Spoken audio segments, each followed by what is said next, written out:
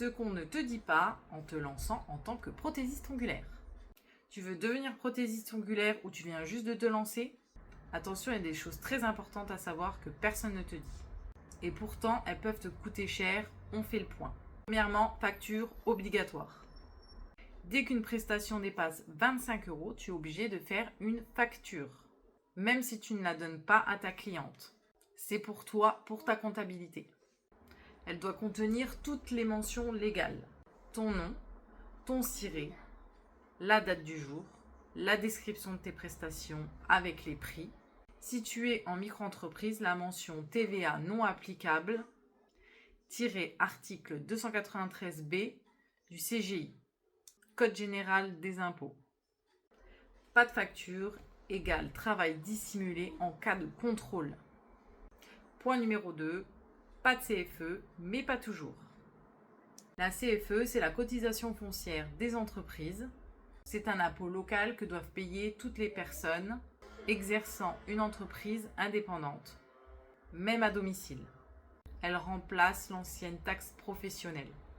Tu es automatiquement exonéré la première année de la création de ton entreprise. Même si tu reçois un courrier pour dire que tu dois payer la CFE, tu dois remplir la date de création de ton entreprise, renvoyer quand même le courrier et à ce moment-là, tu seras exonéré la première année.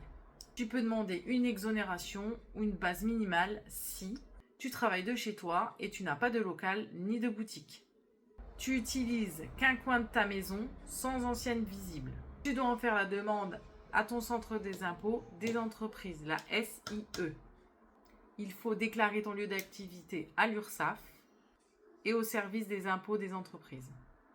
Certaines communes rurales ou zones franches accordent une exonération temporaire ou totale. Certaines activités artisanales peuvent aussi être exonérées selon le cas. 3. Travailler de chez soi, c'est encadré. Alors oui, tu peux bosser de chez toi, mais il y a des règles. Tu dois demander l'autorisation à ton propriétaire de pouvoir travailler de chez toi. Tu ne dois pas gêner tes voisins.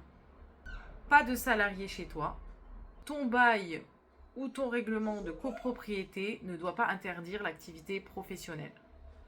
4. La vente de produits n'est pas automatique. Tu veux vendre des huiles, des kits ou des soins? C'est pas parce que tu es PO que tu peux en vendre automatiquement. Il faut déclarer une activité de vente sur ton espace auto-entrepreneur. Sinon, tu es dans l'illégalité. Et n'oublie pas de tenir un livre des recettes à jour, séparé de tes prestations. Point 5. Et l'URSSAF. Même si tu gagnes 0, tu es obligé de déclarer tous les mois ou tous les trimestres. Une non-déclaration égale pénalité. Tu vois, être prothésiste ongulaire, ce n'est pas juste des jolis ongles. C'est aussi connaître ses obligations pour être carré et tranquille. Dis-moi en commentaire si tu savais déjà tout ça. Et abonne-toi pour plus de conseils utiles et concrets. À bientôt!